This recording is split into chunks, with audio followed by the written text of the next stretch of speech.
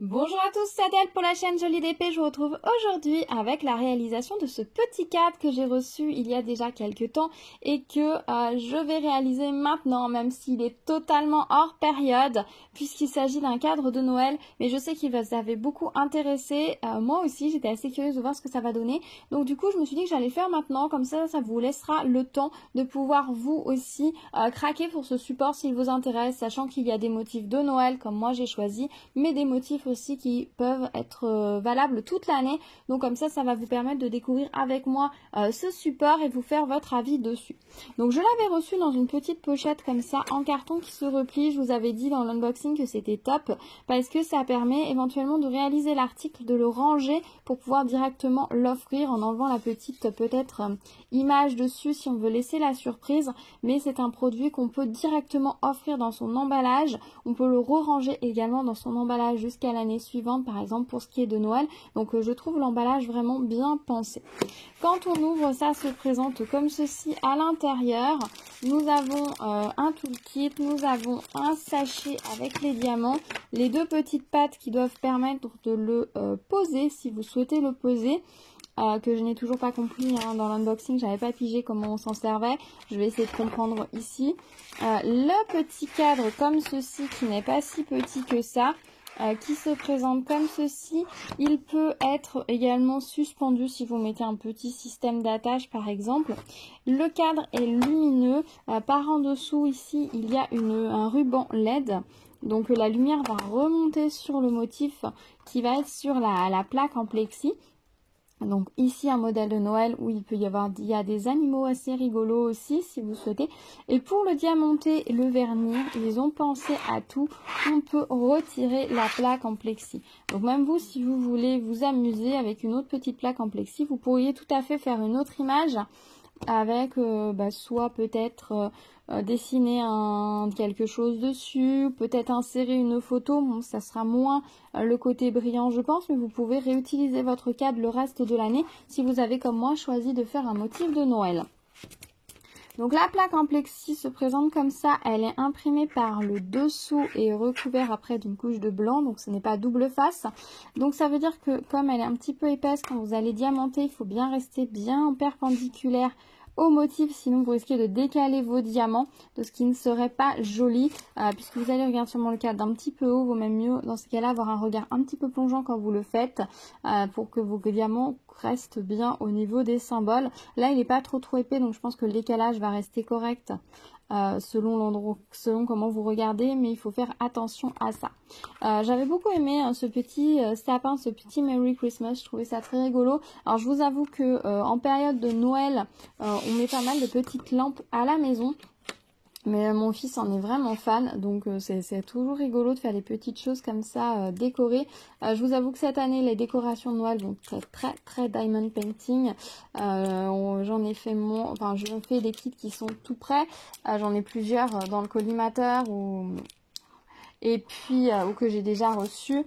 Et puis je pense que nous allons aussi faire pas mal de décorations fait maison avec les restes de diamants par exemple. Des choses qui vont beaucoup briller, je pense que ça va beaucoup plaire à mes enfants. Au niveau de ce cadre, ici ça s'ouvre ici et il faudra glisser deux piles, il me semble que c'est des LR6. Je vous conseille pour tout ce qui est support de ce genre de mettre des piles rechargeables, enfin des accus du coup, des piles rechargeables, c'est beaucoup plus écologique et ça vous permet quand vous allumez vos supports, si vous oubliez de les éteindre, de ne pas gaspiller des piles pour rien. Vous l'avez oublié, et ben c'est pas grave, le lendemain vous remettez vos piles dans le chargeur et c'est reparti pour un tour. Alors si vous mettez des vraies piles, une fois qu'elles sont mortes et c'est beaucoup moins écologique. Donc je vous conseille les accus, surtout que maintenant on trouve des accus vraiment pas chers chez Action. On les trouve, je crois que c'est dans les 5 € les 4 accus.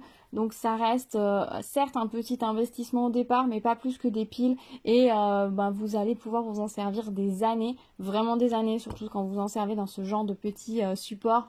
Ils vont pouvoir durer des années et des années.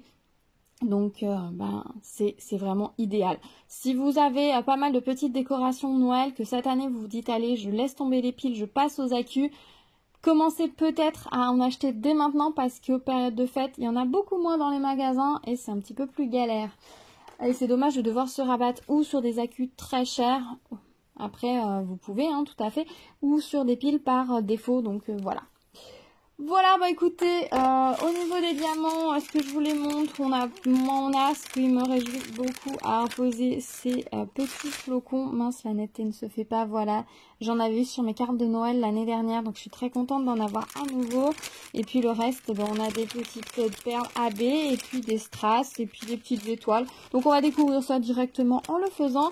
Je m'installe, je pose mes diamants, et puis bah, je m'y mets, on se retrouve juste après. À tout de suite.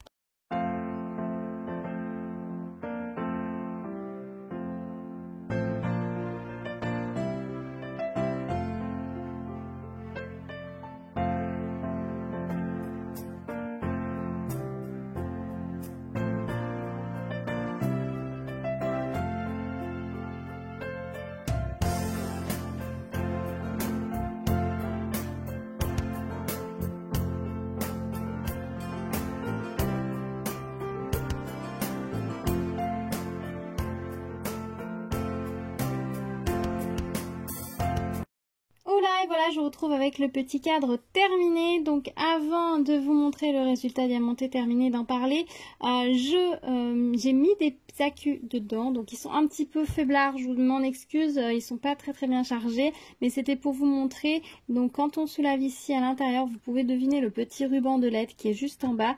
Donc la lumière va remonter à l'intérieur et c'est ce qui va diffuser une lumière douce. Alors là, clairement, mes accus sont déchargés, ça se voit. Une fois qu'ils seront bien rechargés, je pense que la lumière sera un petit peu plus forte. Après, je pense que d'à partir du moment où il y a de la lumière extérieure, on ne va pas voir grand chose. Mais par contre, dans la pénombre, le motif devrait doucement s'éclairer. Ça devrait être assez joli, en tout cas je l'espère. Je vous ferai un retour un peu plus tard quand je m'en servirai le soir pour vous dire de quoi il en est, ou je vous mettrai dans la barre de description si je ne pense pas à le faire avant. Tant qu'on est dans le montage, j'ai réussi à mettre les petites pattes à l'extérieur. Alors je n'ai pas refermé tout simplement parce que je dois avoir un problème de faux contact. Quand je referme le petit capuchon là, j'ai la lumière qui se coupe. Donc je pense qu'il faut juste que je refasse attention. Je dois peut-être pas le fermer correctement ou ça doit trop pousser. Je ne sais pas, il faut que je regarde. Après c'est pas dramatique en soi. On est sur quelque chose d'assez gadget, hein. On est sur un plastique assez souple, pas de super bonne qualité, hein, j'avoue. Par rapport aux petites lampes rondes, on est sur quelque chose, je trouve, moins qualitatif en termes de cadre. La plaque est très sympa, mais en termes de qualité et tout, je trouve que c'est un petit peu moins qualitatif. Après, ça c'est chacun voit, ça fait un support différent. Ici, vous voyez peut-être un tout petit peu mieux la lumière. Bon, c'est pas dans le rendu caméra, ça se voit pas énormément. Moi, en visuel, je le vois un peu plus que la lumière remonte de ce côté-là. Donc ici au niveau des vis, vous aviez des petits plots comme ça blancs. Il suffit de les enlever et de coincer ces deux petites pattes dedans, ce qui va vous permettre de faire un support qui tient debout. Voilà. Je vais vous les enlever pour vous montrer comment c'est quand on les enlève. Alors je les ai mis hors caméra parce que je vous avoue qu'il faut forcer un peu beaucoup pour les mettre. Donc du coup je voulais pas faire ça en caméra. Vous voyez, on a les petites vis et donc si on veut juste le poser ou si vous voulez mettre une petite un petit truc pour l'accrocher, vous pouvez remettre les deux petits plots comme ça pour cacher les vis. Voilà, ça donne un petit résultat final. Alors au niveau de ce modèle, du coup je vais le retourner. Je vais le laisser allumer, mais non, vous pouvez l'éteindre, vous ne voyez rien de toute façon. Alors voilà ce que ça donne, donc c'est très mignon, c'est très joli, j'aime beaucoup ce petit cadre, c'est très sympathique. Au niveau du design, je suis pas ultra convaincue des petits nœuds en jaune, mais là on le voit de près, quand on s'éloigne c'est beaucoup plus c'est visuellement beaucoup plus joli, mais peut-être que j'aurais aimé qu'il soit d'une autre couleur que la guirlande jaune. Là on a beaucoup de strass jaune, on aurait pu avoir un petit peu plus de variété, peut-être les faire avec les diamants orange par exemple, ça aurait pu être un petit plus. Là j'avoue qu'ils font un petit peu brouillon comme ça vu de près. De loin ça va, honnêtement de loin c'est joli, ça va, mais de près c'est pas ouf. C'est le petit reproche on va dire au niveau design de cette petite plaque. Au niveau des diamants, ils étaient très beaux, belle qualité, agréable à travailler, donc il n'y a pas de souci, ils brillent bien. Par contre au niveau de la colle, je vous avoue que moi sur mon modèle j'ai un souci d'encollage. Je ne sais pas si vous allez le voir, mais vous voyez la colle est vraiment en dehors des motifs. Et donc ici par exemple, est-ce que je vais réussir à vous montrer là les petits points, le rond de colle est vraiment...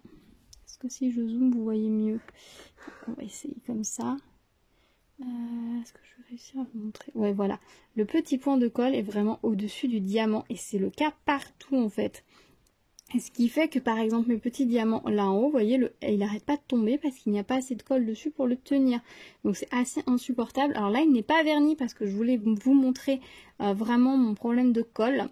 Alors je pense que, j'imagine que c'est juste un défaut de paramétrage sur cette plaque là, en tout cas je l'espère. Je vais quand même faire un retour au vendeur de façon à ce qu'il puisse vérifier que les autres modèles n'ont pas ce souci là, parce qu'un petit problème de décalage de colle n'est pas forcément grave, mais là à partir du moment où on a des diamants qui ne tiennent carrément pas ou presque pas, les flocons la tiennent qu'à moitié, c'est vraiment gênant, parce que moi je vernis colle mais ce n'est pas forcément tout le monde qui va le faire.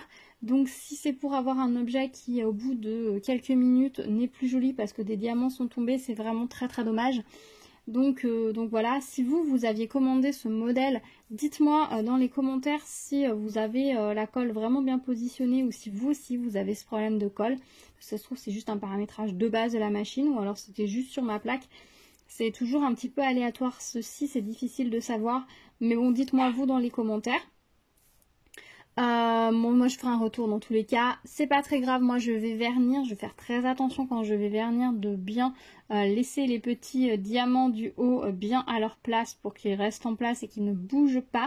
Je vais vernir assez allègrement. Alors c'est vrai que sur un support comme ça, il risque de laisser des traces. Je pense qu'il faut s'en accommoder. Vu que la lumière vient du bas, passez votre pinceau pour la finition du haut vers le bas.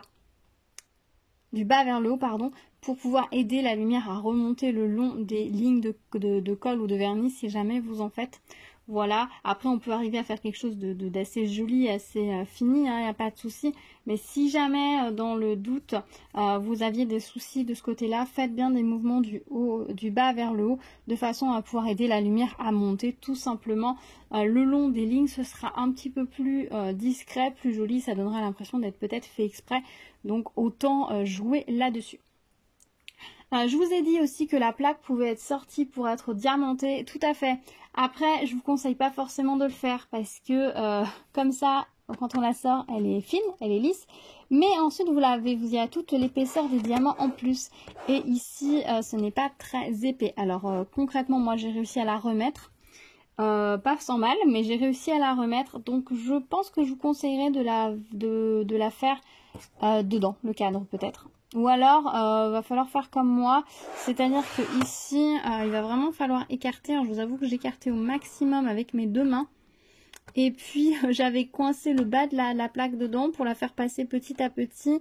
Et j'utilisais mon menton pour pouvoir passer. Alors, vous voyez, ça peut passer, mais vous n'êtes pas à l'abri d'accrocher les diamants parce qu'il faut vraiment y aller très très doucement. Vous voyez l'épaisseur que ça fait. Donc, c'est un petit peu délicat, donc faites attention. C'est un choix que vous pouvez faire pour toutes les plaques qui vont avoir des diamants assez fins. Beaucoup de petits strass comme ceci, des petites étoiles.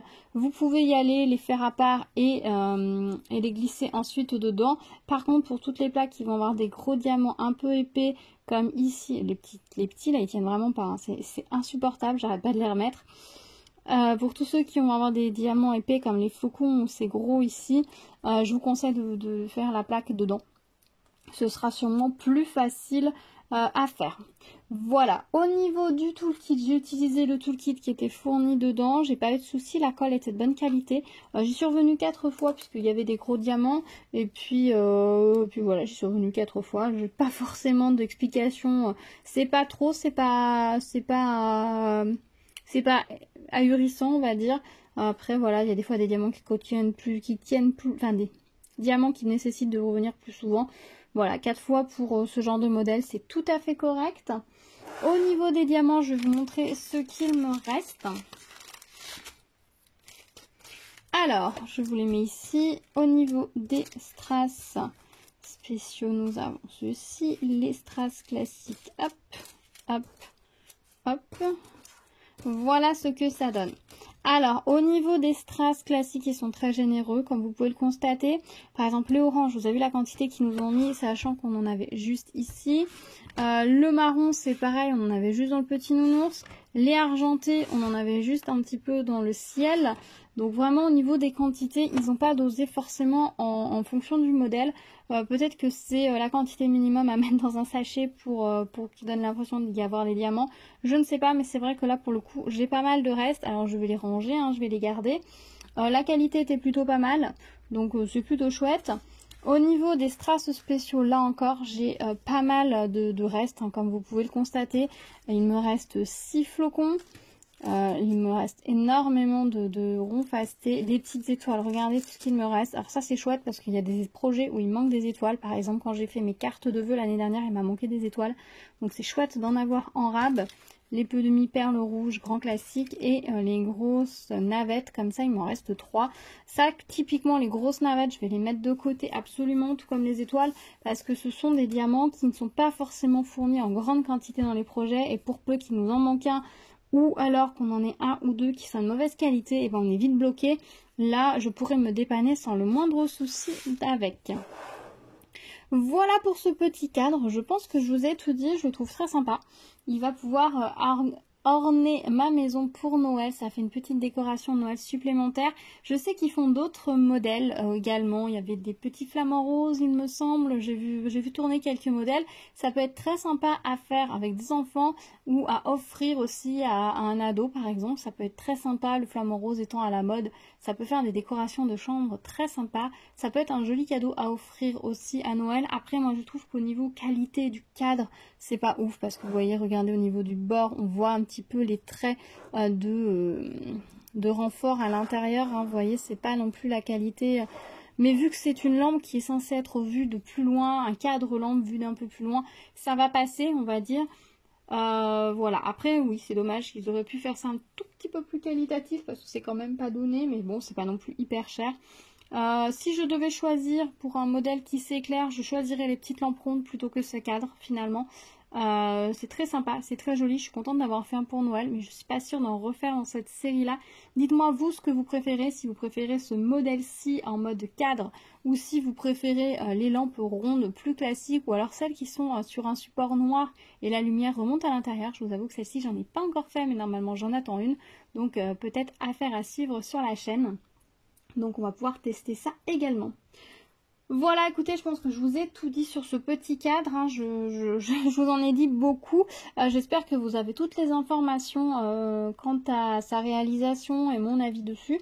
Dites-moi vous ce que vous en pensez, si vous avez craqué sur ce support ou pas encore, si vous attendiez d'avoir des retours, si vous aviez craqué, si vous avez eu des problèmes de colle ou si je suis vraiment la seule. Si vous avez des petits conseils, si vous avez diamanté avant ou après le montage du cadre, etc. Dites-moi tout. On se retrouve dans les commentaires pour en discuter comme d'habitude. Merci d'avoir regardé cette vidéo. Si vous arrivez sur la chaîne, bienvenue à vous. N'hésitez pas à vous abonner et activer la cloche pour être au courant des prochaines vidéos. Pas mal de petites choses en préparation, rassurez-vous, on va pas rester dans le thème de Noël pour le moment. On va revenir à des réalisations beaucoup plus estivales, automnales. On va peut-être commencer un tout petit peu Halloween. Quelques petites décorations de Noël par-ci par-là, mais ça va vraiment pas être le gros hein, du sujet. Honnêtement, pour moi, il est beaucoup trop tôt pour m'immerger dans Noël. Là, je voulais absolument réaliser ce cadre puisque c'était un nouveau support qu'ils nous ont sorti et je sais que vous êtes nombreux et nombreuses à attendre d'avoir des retours avant de vous lancer. C'est vrai qu'un cadre comme ça, là était à 8 € et quelques.